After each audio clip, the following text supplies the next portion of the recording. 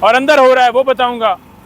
और तीसरा मैं जिक्र करूंगा ऑक्सफोर्ड यूनिवर्सिटी के जो चांसलर बनने जा रहे हैं खान साहब, उस हवाले से कि क्या वो क्वालिफाई करते हैं नहीं करते, या ये जो ईमेल्स भेज रहे हैं या मुख्तलिफ कॉलम लिखवा रहे हैं या मुख्तलिफ जो लॉबीज़ करके ये चाहते हैं कि वो इलेक्शन ना लड़ें। तो मैं इन 3 पहलुओं के ऊपर बात करूंगा। पहली बात यह है कि तोशाखाना केस ये पहला केस नहीं है, ये चौथा केस स्टार्ट किया गया है। इससे पहले तोशाखाना केस पार्ट 1 जिसमें जज हुमायूं दिलावर ने सज़ा दी, फिर जेली रसीदों के हवाले से एक FIR दर्ज की गई खान साहब और बीबी साहबा के ऊपर, फिर तीसरा तोशाखाना केस जिसमें 14 साल सज़ा सुनाई गई खान साहब और बीबी साहबा को, और अब चौथा नैब ने केस स्टार्ट किया। नैब का वैसे दूसरा है, ओवरऑल चौथा केस है। और इस्लामाबाद, मैं नहीं कह रहा, इस्लामाबाद हाई कोर्ट ने यह कहा कि अगर 108 गिफ्ट हैं तो क्या आप 108 केसेस बनाएंगे, 108 दफ़ा ट्रायल करेंगे, 108 दफ़ा सज़ा देंगे? अगर कोई जुर्म है तोशाखाना के हवाले से गिफ्ट से ही कि उन्होंने कीमत ठीक नहीं लगवाई, तो आपने एक दफ़ा ट्रायल करना है, एक दफ़ा सज़ा होनी है। ये क्या तरीका है कि एक केस में सज़ा दो बंद कमरे के अंदर, फिर जब वो सज़ा मुअत्तल हो फिर एक नया तोशाखाना केस लेकर आ जाओ? तो आइन और कानून की धज्जियाँ उड़ाई जा रही हैं, तमाम लॉज जो हैं वो वायलेट किए जा रहे हैं। ये सिर्फ और सिर्फ इसलिए किया जा रहा है कि खान साहब और बीबी साहबा को तोड़ा जा सके। ये सिर्फ और सिर्फ इसलिए किया जा रहा है कि वो अपने मौक़िफ़ से पीछे हट जाएं। वो कहें कि जी गुलामी जो है वो हम मंजूर करते हैं, वो कहें कि बिल्कुल मुदाखलत होती रहे, वो कहें कि बिल्कुल अमेरिका को अड्डे दे दिए जाएं, वो कहें कि बिल्कुल फ़लस्तीन के ऊपर मुसलमानों के ऊपर जुल्म करें, जो मर्जी है करें। वो हर चीज़ से पीछे हटें।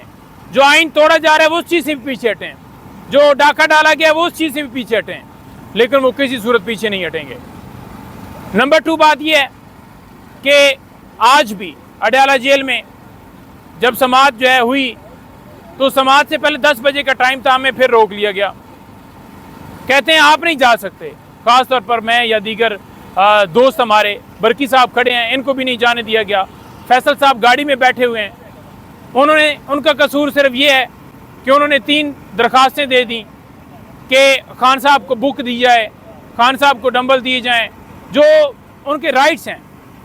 तो वो तकलीफ़ हो गई कि जनाब आपने ये दरखास्तें क्यों दी हैं। मेरे ऊपर यह मसला है कि मैं यहाँ पर आकर मीडिया से बात करता हूँ, खान साहब के साथ मैं खड़ा होता हूँ, वो मीडिया से बात कर रहे होते हैं, मैं नोट कर रहा होता हूँ, वो उससे अलहदा होकर मुझे बात बताते हैं, फिर मैं आकर एक वर्ड टू वर्ड यहाँ पर, क्योंकि पेपर लाने की तो इजाज़त नहीं है, तो जितना कोई याद रह सकता है आकर बात करता हूँ। ये कहा गया कि अगर आप बात करना बंद कर देंगे बाहर मीडिया से तो फिर आपकी एंट्री भी हो जाएगी। हमने कहा जी कि हम बात नहीं करना बंद करेंगे, हम बात करेंगे, बेशक आप एंट्री के ऊपर पाबंदी लगा दें। मैंने खान साहब और बीबी साहब को भी बताया। तीसरी दफ़ा आज फिर मुझे जाने नहीं दिया गया, जो पिछली चौथी दफ़ा थी, यानी पहली दफ़ा की मैं बात कर रहा हूँ।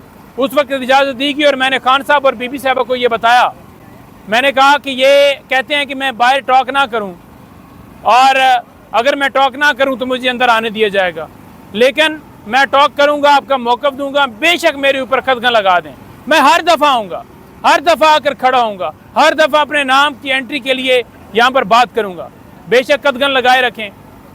और हम इस सारे मामले के ख़िलाफ़ जो इस यहाँ पर किया जा रहा है, वकला को हरासा किया जा रहा है, वहाँ पर खड़ा किया जाता है, अंदर नहीं जाने दिया जा रहा। हम इस्लामाबाद हाई कोर्ट से रजू कर रहे हैं, मेरी तरफ से और फैसल भाई की तरफ से हम पटिशन दायर करेंगे इस्लामाबाद हाई कोर्ट में, जिसमें हम ये तमाम इस्तदाएँ रखेंगे और ये भी कहेंगे कि ये ट्रायल जो है इसको चलने ना दिया जाए। उसकी रीज़न ये है क्योंकि इस्लामाबाद हाई कोर्ट के अहकामात की रोशनी में भी ये ओपन ट्रायल है, तो किसी सूरत ये ओपन ट्रायल नहीं है जहाँ पर वकला की पाबंदी।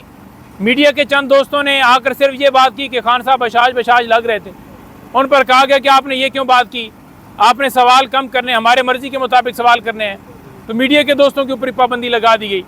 आपको पता है कि डिप्टी सुपरिटेंडेंट से लेकर मुख्तलिफ लोग अगवा किए जा चुके हैं कि खान साहब के ख़िलाफ़ आप गवाही दें, कि बड़ी कुछ सहूलतें उनको मिल गई हैं। देखें हर चीज़ वहाँ पर है सामने, कोई ऐसी चीज़ नहीं है जो खान साहब को एक्स्ट्रा दी गई हो, बल्कि जो उनका राइट्स हैं वो भी उनको नहीं दिए जा रहे।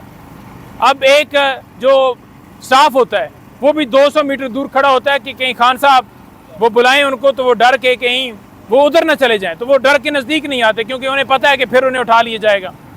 इसी तरह से वहाँ पर अगर किताबों की बात की जाए तो उसके ऊपर पाबंदी है, वो नहीं ले जा सकते।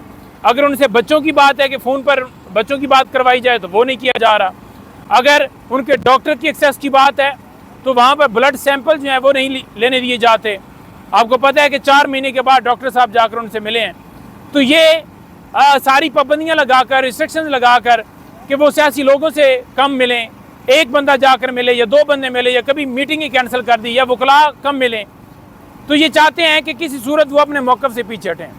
लेकिन वो मर्द मुजाहिद ना टूटने वाला है, ना झुकने वाला है, ना बिकने वाला है।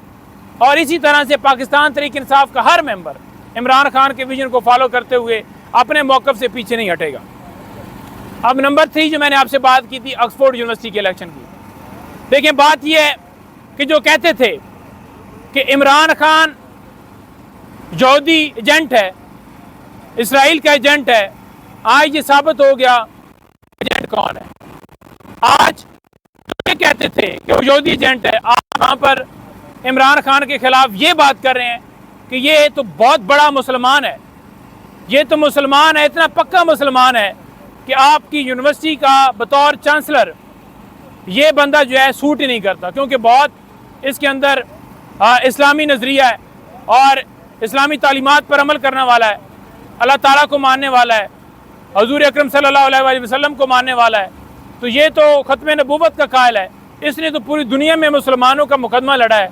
तो लिहाजा आप इसे जो है इस यूनिवर्सिटी का चांसलर बनने से रोकें, इसके पेपर रिजेक्ट करें। तो मैं आपके सामने क्लियर रखना चाहता हूँ कि तोशाखाना केस के अंदर खान साहब की सज़ा मुअत्तल हो गई, इसी तरह से जो दीगर सज़ाएँ सारी मुअत्तल हो चुकी हैं। इमरान खान साहब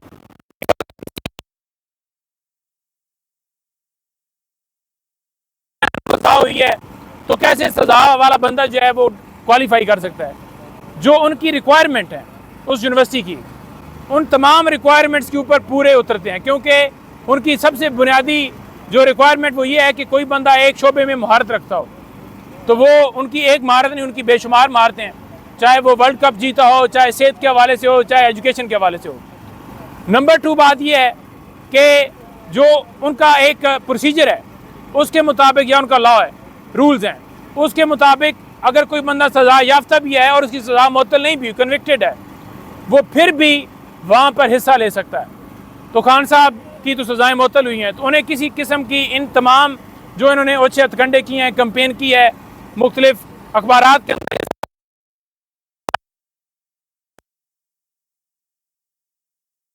पर इन्हें फ़ख्र होना चाहिए था कि ये नहीं हो रहा कि पाकिस्तान से पहली दफ़ा वहाँ पर हो रहा है।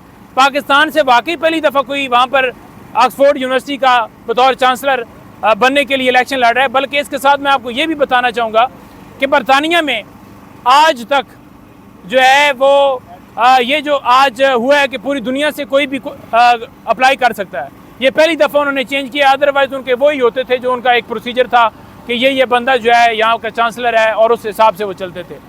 तो ये एक एजाज़ की बात थी कि ये कहते कि जनाब क्या बात है कि इमरान खान साहब को उन्होंने जनाब सेलेक्ट किया है, इमरान खान साहब को उन्होंने कहा है कि आप क्वालिफाई होते हैं, क्योंकि इनकी अपनी अहलियत है। अब नवाज शरीफ मुझे बताएं कि उनकी कोई महारत हो, क्योंकि चोरी वाली महारत तो उन्हें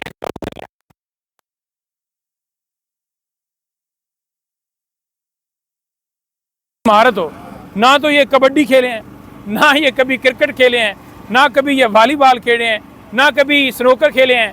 मेरा ख्याल में लूडो के भी ये प्लेयर नहीं होंगे। तो इनकी तो कोई क्वालिफिकेशन है ही नहीं। इमरान खान तो देखें, पूरी दुनिया जो है, पूरी दुनिया में इमरान खान की वज़ीराई है, पूरी दुनिया में लोग खान साहब को पसंद करते हैं।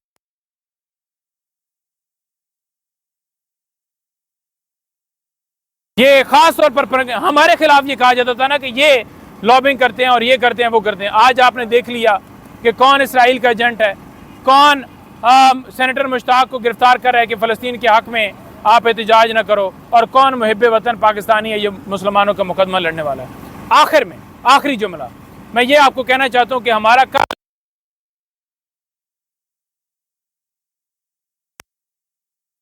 और ये मीटिंग हमारी हर रोज़ हो रही है और हर रोज़ ही हम ये इस बात का तयन करते हैं, क्योंकि मुख्तलिफ ऐसी चीज़ें चल रही हैं जहाँ पर आपने देखा कि पंजाब के अंदर छापे चल रहे हैं, गिरफ्तारियाँ हो रही हैं, क्रैकडाउन हो रहे हैं, तो लोग हमें कहते हैं कि ये गिरफ्तारियाँ हो रही हैं, फिर तो नहीं आप पीछे हटेंगे या कोई ऐसा मामला।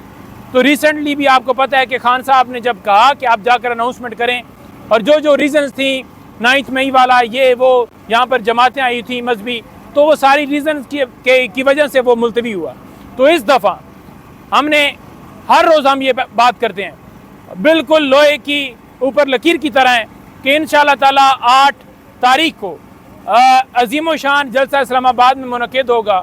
अगर कोई NOC कैंसिल करने की कोशिश करता है या NOC कैंसिल करता है, तो मैं आपको फिर भी कहना चाहता हूँ कि जलसा हर सूरत होगा, इंशाअल्लाह होगा, डंके की चोट पर होगा। और तमाम लोगों से मैं गुजारिश करता हूँ कि अपने बच्चों के मुस्तकबिल के लिए आप निकलें। इस जलसे के अंदर हमारा जो एक वो कहते हैं ना कि एक लाइन है, जिसमें हमारी क्लियर लाइन है कि मैंडेट चोरों को भगाना है और इमरान खान को बाहर लाना है।